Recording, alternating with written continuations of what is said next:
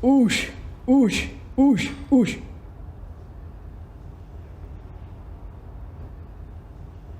Hao chai sha ni bu.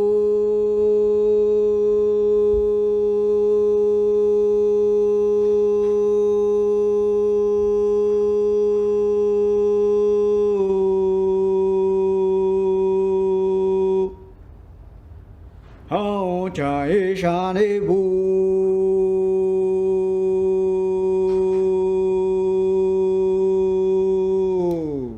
Y'all know what I'm gonna say.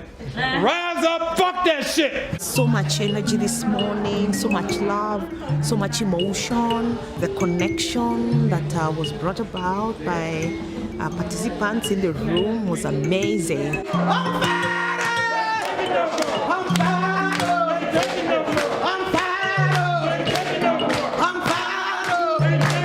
The Paris Agreement, it was really a trade instrument. The big elephant in the room that they don't really want to address is fossil fuels. People gonna rise like the water, gonna shut this crisis down. I hear the voice of my great-granddaughter say, keep it in the ground. The people gonna rise like the water, gonna shut this crisis down. I hear the voice of my great-granddaughter say, keep it in the ground. Hey, welcome everyone. Thank you for all joining us today for our very special COP26, a report back from Floridian Workers. My name is Jonathan Alingu. I am the co-director of Central Florida Jobs for Justice, and I'm happy to be here with my proud Florida contingent that braved the rain and cold of Glasgow, Scotland for COP26. And just to give you a brief background of what COP, or the UN Convention on Climate Change Conference is. The United Nations gathered countries to convene 27 years ago to determine solutions addressing our climate crisis, specifically on reducing carbon emissions and greenhouse gases.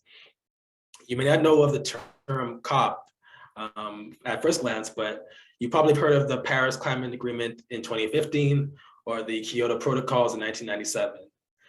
These were considered landmark policies to shift our dependence on fossil fuels and move into a more environmentally safe and secure future.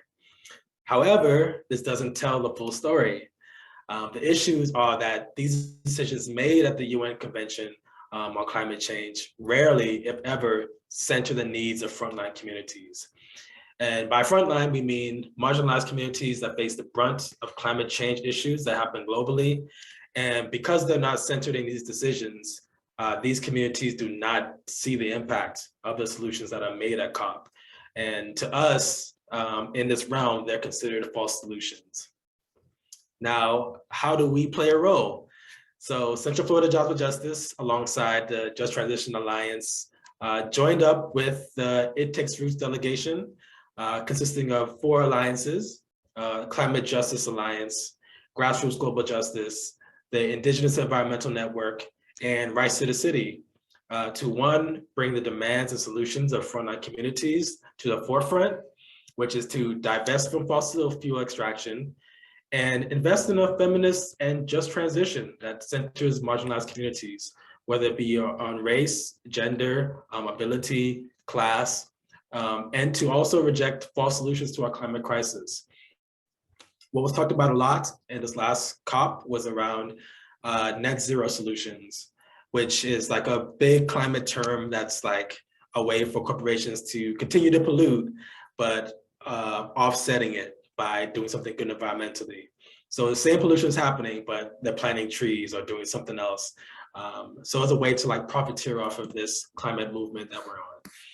So alongside with Just Transition Alliance, we recruited working people, and those that represent working people, to witness and take part at COP26 in Glasgow, because they are critical in, one, analyzing and understanding how climate issues affect their everyday life, and also because the decisions made on a global scale will impact their own job security, whether they know it or not.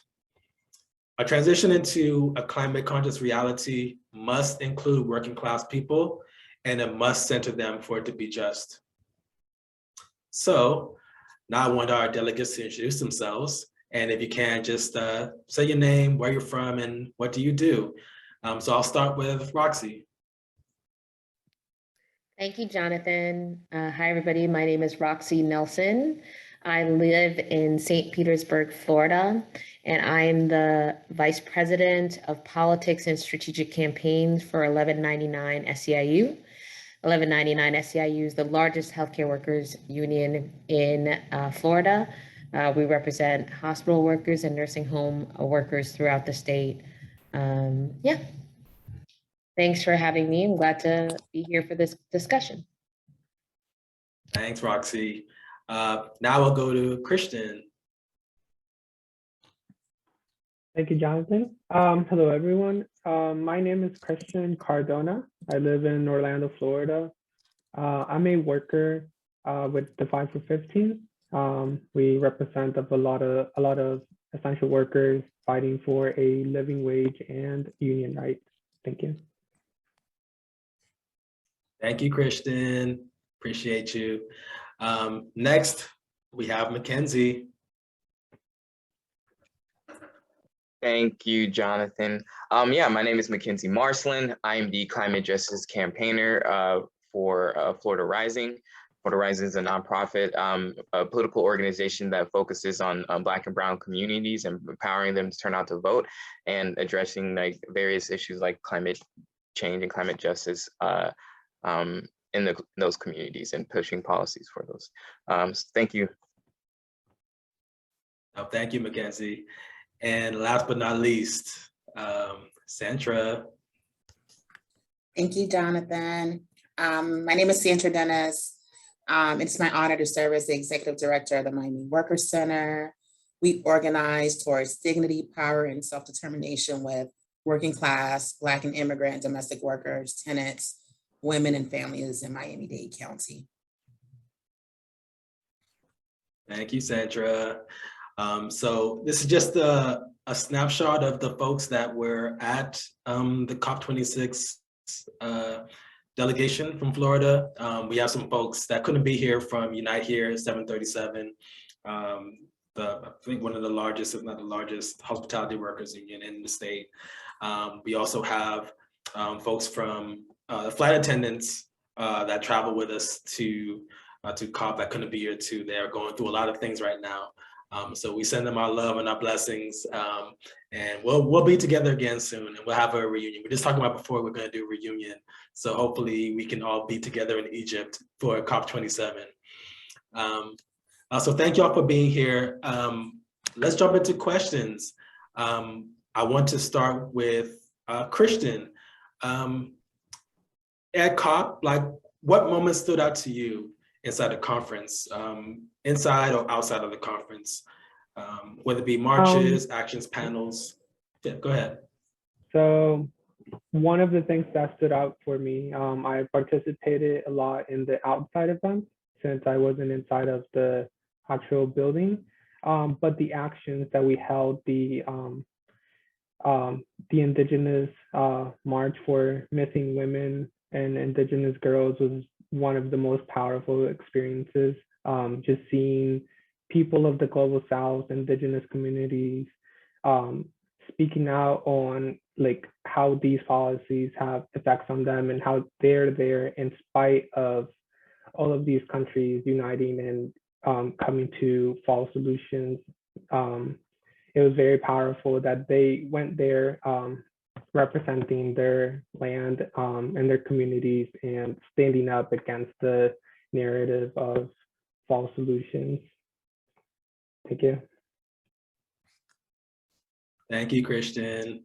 Next, I want to go to Sandra. Sandra, what moment stood out for you?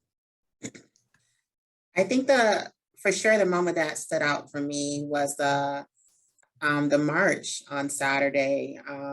Jonathan helped me out. I feel like it was the People's March, but it was like the day where communities all throughout the world came together and marched on behalf of climate justice, But in Glasgow, there were people from everywhere, all indigenous folks, black folks from throughout the entire diaspora who bundled up. It was cold, it was rainy, but lifted our voices to ensure that people inside of COP knew that we were in the area and we didn't want false solutions, but real solutions that would allow for us to have climate justice.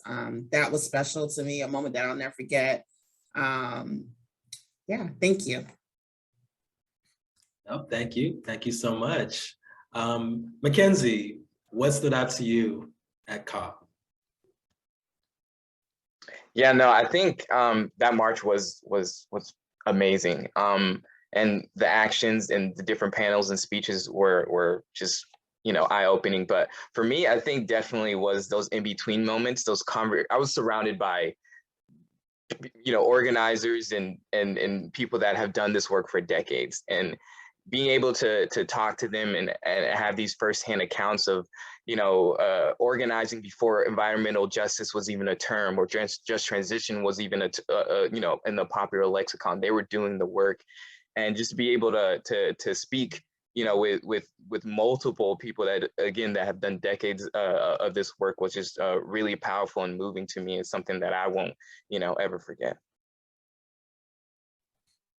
Yeah, that march was great. A lot of rain. My socks were very wet, but I enjoyed being around. I'd never been to COP before or seen it, so that was pretty amazing to be around that. And just walking up and down Glasgow, because I'd never been there either, so that was fun.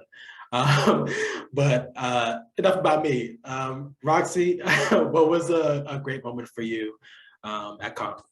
Yeah, thanks, Jonathan.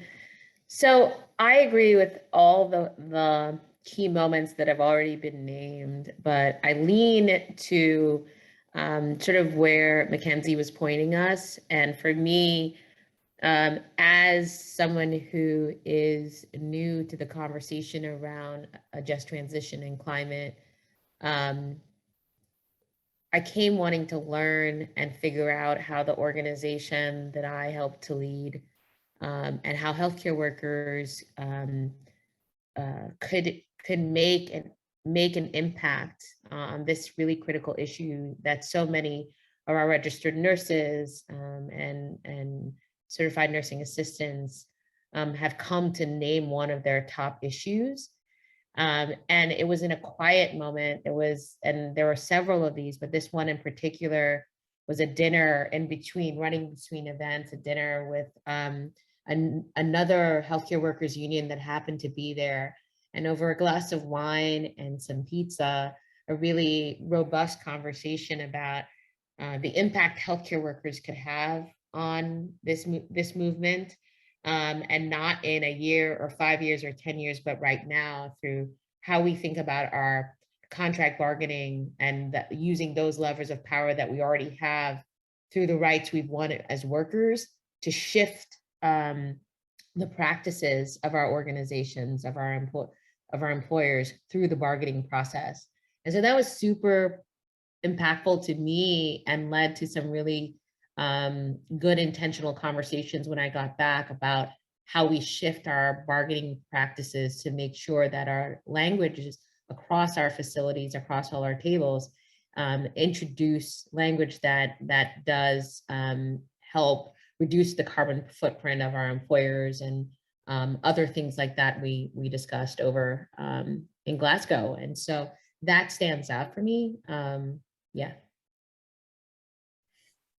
That worker solidarity, I love to hear it. I'm happy that you had to experience that, because I got to see it too, and particularly like on a global level. Like I was talking to this one worker from Indonesia who spoke on a panel for us, and it was just amazing to hear like what's happening there and like what was our impact to folks there, like what we do with our waste and stuff like that, and like how they are related to that. It's like, wow, that's mind blowing. Like a lot of people I didn't know that, and I can only imagine people here don't know like what our impact is on these other countries. So that's really amazing. Thank you. And just stay with you, Roxy, for this next question. Speaking of like how you bring yourself back home, what are some issues, one or two, that you are working on here statewide, locally, with workers or communities that center around climate, that intersection, like what are some things that you are at least thinking about too? Yeah, I mean, I think I started talking about it related to bargaining. I think that's a really tangible way that our climate justice caucus inside of our union is thinking about how we can have an immediate impact on, and we represent workers at the largest hospital and nursing home corporations in the world. And so being able to shift their policy isn't small, right? Has the potential for big impact, and that, here in Florida, being able to do that is one thing, but we are in sister locals and sister unions across the country. And so if that's something that the labor movement can start to really create momentum around, I think that could be really impactful. So we're really seriously looking at that and talking about how to bring that to fruition. And I think that the job one is building momentum around awareness and education, and of an activist base of healthcare workers who see this as mission critical work that's connected to their jobs. And so the work of figuring out how to start having those conversations and looking for the opportunities. We feel like we have an opportunity in Miami-Dade County where our member leaders, our climate caucus, are starting to organize on the ground in Miami around housing. And we're connecting that to some of the environmental justice issues that have been coming up. And so we think there's a real intersectionality and there's an opportunity in Miami-Dade, given who our mayor is, and we think to have a really serious impact on both housing and climate, and how healthcare workers can help drive that through our own leadership and activism. So I think those are the two concrete pieces that I see moving post-COP. Excellent. Thank you, Roxy. Christian, what are some things that y'all are working on here? So when it comes to workers and essential workers, like the intersection between climate justice and economic justice, workers who are struggling to survive, they don't always have the time to stop and think about the climate. So it is important that we have these discussions about the climate to navigate the complex and complicated terminology, and what can we do, what are false solutions, and just understanding all of the terms.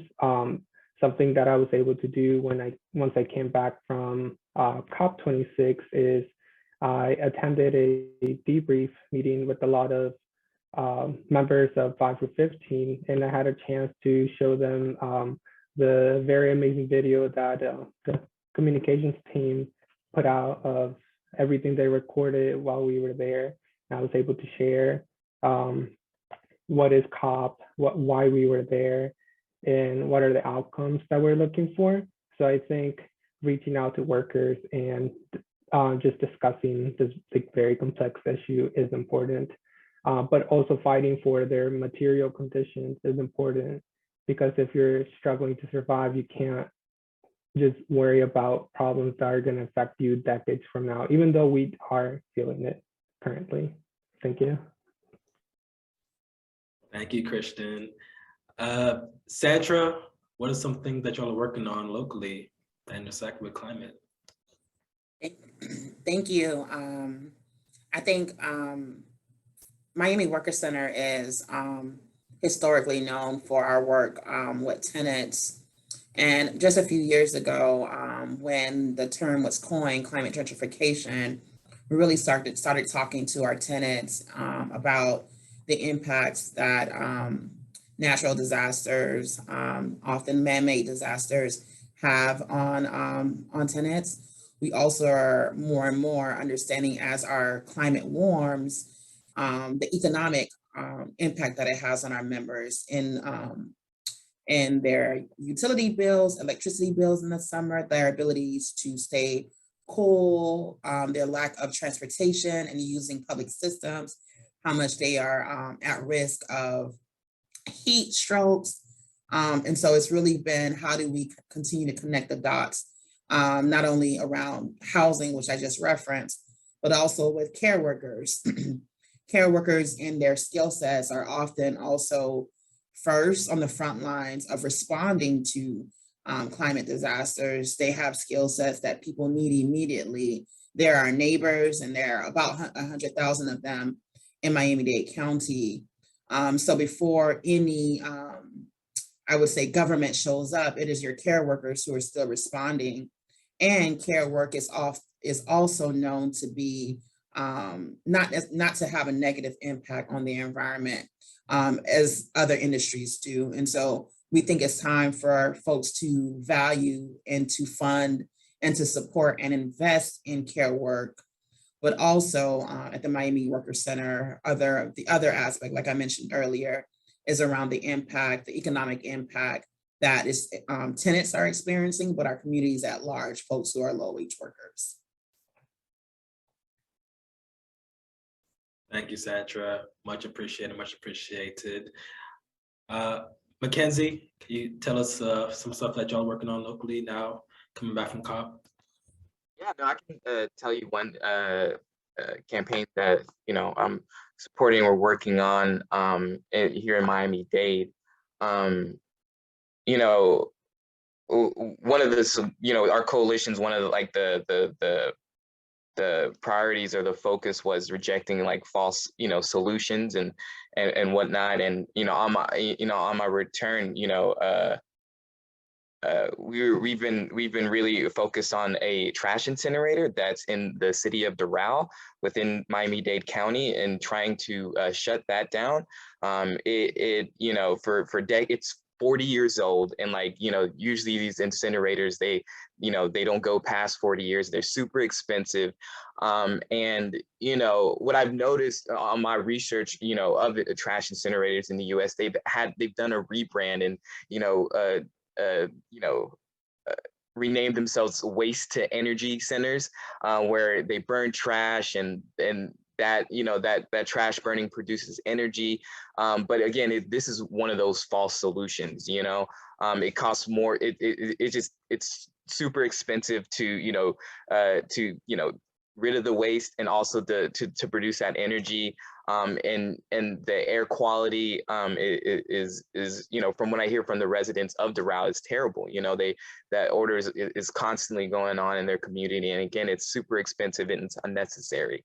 Many trash incinerators, like I said, they shut down around that, you know, 30-40 year mark, and it's a declining industry. And you know, they're trying to keep alive by rebranding themselves as clean energy, you know, a source of clean energy, and they're not. So, you know, that was definitely a connective, you know, just a connection, you know, that I had, you know, just from, you know, going to the COP, rejecting false solutions, and then entering into a campaign where it's literally, you know, an entire false solution. And what actually was really cool about that as well, and you know, that's not, you know, I've never, you know, been in a campaign dealing with incinerators and things like that, but from the relationships that I was able to develop, you know, in Scotland at COP26, I was able to, you know, just get that insight from other organizers and folks that have been in that fight, because, you know, I had conversations, like I said, just about, you know, the work that we all do, and it was just really awesome to see. And yeah, that's something that we're working on locally. Yeah, thank you. Thank you. And I would say from on our end as Just for Justice, what we've been doing, one is like getting working people, union and non-union, to be aware of like they have the solutions to climate issues. They face it every day, and so like, how do we bring them into that fold? Or they're in the fold already. So how do they just have that awareness? We have like a climate survey that we've done just to help people get to that point, particularly around the topic of just transition, because I think that's critical. Like I said at the top, like a lot of the things that are decided upon at COP has an impact on workers, whether they think about it or not. So like, how are folks getting in the forefront to do that? And so we launched a climate survey. We're in the works of finishing it up and doing a report in the fall and doing a little tour with different labor unions, so they know like, okay, now I'm up to speed on like what's happening, what workers are thinking about, you know, getting that pulse of it too. So thank you all for sharing that. So the last thing I want to ask to my distinguished panelists here, coming out of COP26, there's a lot of questions I had around like, what is the level of impact Floridians should be having and they don't, and like how are they, like what is it going to take? So I'll start with you, Sandra. What is it going to take for workers in our communities to make an impact in Florida? I mean, I think for us, I want to make sure I'm framing your question a little correct. Can you ask it again one more time, Jonathan?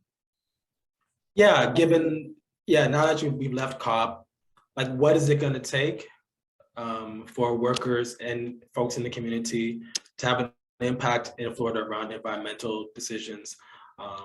Because right now it's like the state is deciding, legislators are deciding what happens to Floridian people, even though we have no impact, we have no say in that. So like, what is it going to take to actually get people into that mode, that rhythm, that organizing spirit to actually be like, we actually have the solutions, we need to be centered, this is what needs to happen? Yeah, thank you for that reframing. For me, it's, you know, when I think about the members of the Miami Workers Center, it is reminding them of their freedom fighting heritage. It's reminding them that everything that we think we have right now came from struggle. And if we want to see this world, specifically our state, remain past our generations and for the generations to come, there's work for us to do. And one of my favorite chants is, when our people are under attack, what do we do? Stand up, fight back. And I think we got to fight in us. For us, it's like the people who are making decisions are elected by us. And what does it mean for us to organize with our neighbors, organize with our coworkers to ensure that those folks listen to us, right? To have enough power for them to have to respond to us and to do things that we want them to for them to have to respond to tenants and workers even more than they respond to corporate interests and corporate dollars. That means for us, we got to grow in number. And we're organizing block by block in Miami-Dade County, growing our numbers to ensure that in the year to come, when there's electoral cycle, people understand where elected officials are on the policies, right? And that they'll vote in their best interest. For me, it is critical that we grow this, this movement. It is critical that we double down and ensure our people know what's at stake. They know they're, and that we tell them and we remind them and ourselves every day that we have done it before. We have, you know, struggled through even more and come out on top. And, you know, we want to ensure that specific to climate, living in Florida, having families from the Caribbean that's impacted every day, we got to make sure people hear us and they listen to us, or there are consequences to pay. Thank you, Sandra. Roxy? Thanks, Jonathan. Yeah, I agree with Sandra. Like, for this and so many of the issues that matter most to our communities, as a leader of 1199, as a healthcare workers union, we know we can't do it alone. And that's why we operate and work in coalition and across organization. A core partner in our ecosystem is the Florida for All coalition that has a theory of change that insists that if we want to win on these issues, that we need to have governing power. And to be able to have governing power, we need to be able to expand democracy, right? And through that expansion, the work we need to do grounds us in educating, aligning, and then practicing campaigning in a way that shifts the narrative on the ground so that we have a popular movement and momentum behind the issues, right, that would lead to the liberation of our communities. And so for us, you know, that to me, that's the work. And Sandra said the same thing. I think we all sit in the ecosystem at different places, so we talk about it differently. But for us in Florida for All, as a coalition, that's what we believe that we have a responsibility to do for our individual members of our own organizations, but then as well for the collective. So that's what I would say, Jonathan. Thank you, Roxy. Christian, what is one thing that we should be doing? So I believe what it's going to take to, bring about some change. There's a couple different important things. I believe building community, building the momentum, growing the movement is very important. Engaging more and more people, expanding the consciousness of the masses about these issues, just raising awareness. I think it's important to acknowledge the land that we live in, because at the end of the day, if we don't take care of the land, we're not going to be able to take care of the climate crisis. I think we have to look at problems at a local level. Being dependent on infrastructure that connects the entire country when we ship goods from California, when we're perfectly fine, like taking care of ourselves here in Florida, growing our own food, making our own products and making our economy stronger, taking care of our workers. I think it's important to be sustainable and at the same time engage workers and make sure that workers are taken care of so we can take care of the land that provides for us. Thank you, Jonathan. You're welcome, Christian. Mackenzie? Yeah, no, I agree with all, what all the panelists have said, and, might be like, repeating some of the same things, but, Florida Rising being one of the largest electoral, organizations, in Florida, I think, it'd be remiss for me for not to mention, voting. We have to turn out to vote. Position the people that truly are advocating for climate justice and representing frontline communities. It's necessary. It's clear during this session how all these preemption laws that are preventing our local communities from combating the climate crisis, because there's folks in Tallahassee that has their own interest, right? It's clear and it's necessary.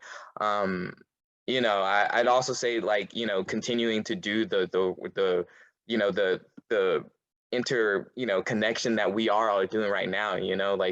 Florida Rising is largely electoral work. What Roxy and Sandra doing and you, Jonathan, doing. Y'all are doing. We're all doing different things, but our goals, our purpose, and our I think our end goals still align. We want the liberation and freedom for our people to live healthy lives. And I think if we keep that in mind and continue to do that work that we're doing, I think we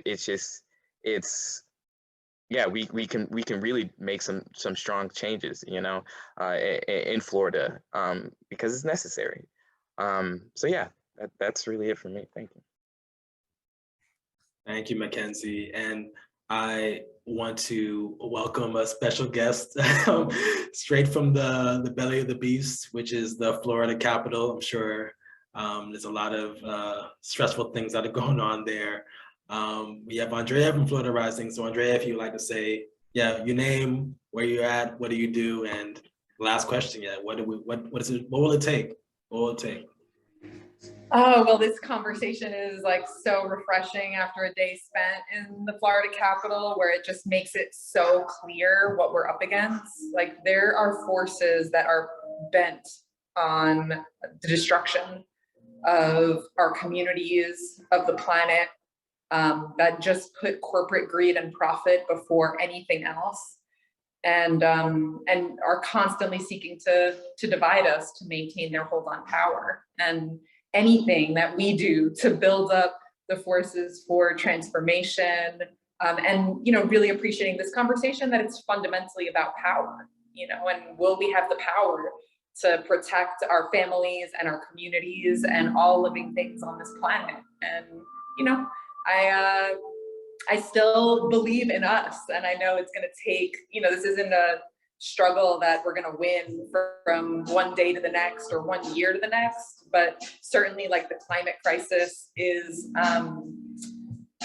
it requires immediate action.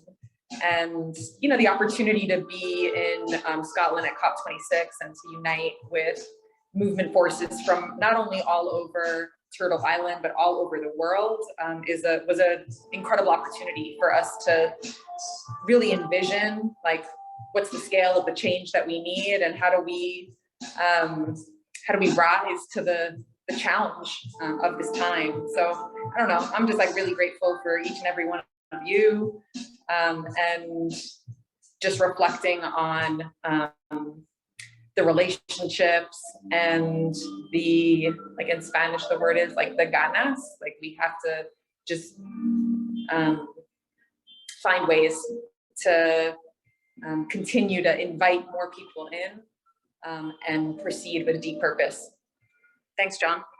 And thank you to Central Florida Jobs with Justice for all the work that you've been doing to bring us together to strategize on how we're going to really advance climate justice in our state. Yeah, I wanted to add just one final point to the previous question, just about like what we can do. Another point is like accountability, especially like with our elected officials. I don't, when I'm talking about like, we need to like, vote for our elected officials and vote folks out. I'm not just talking about like, the Republican Party. I think if you look at it, the Republican and Democratic Party, they vote against, climate, vote against climate, progressive, policies, far more than we realize. And I think, accountability is necessary and key in that. I think recently, I think a group called Catalyst Miami put out this website called FloridaClimateScore.com. And it just breaks down like all the elected officials that and how they, how they have voted on climate crisis. And I think that's like really, necessary and key to bring to our awareness is like, how does your representative, whether they're whatever, despite their party is, how do we hold them accountable to assure that they're voting on our behalf and not necessarily, corporations and corporate greed. And again, that's like across party lines. So yeah, thank you. Well said, for sure. Thank you, Mackenzie. But that's all we have. I would like to thank you, Mackenzie. Thank you, Sandra. Thank you, Christian. Thank you, Roxy. Thank you, Andrea. Thank you, Amali, for tuning in to the Florida Report Back from COP26. I hope that we will all be together again at COP27 in Egypt. But there's a lot of things that need to happen here first before we cause more ruckus. So I'd like to thank you all for participating. Thank you all for watching, and take care. Goodbye now. See y'all later. Thank you, Jonathan. Bye, everyone.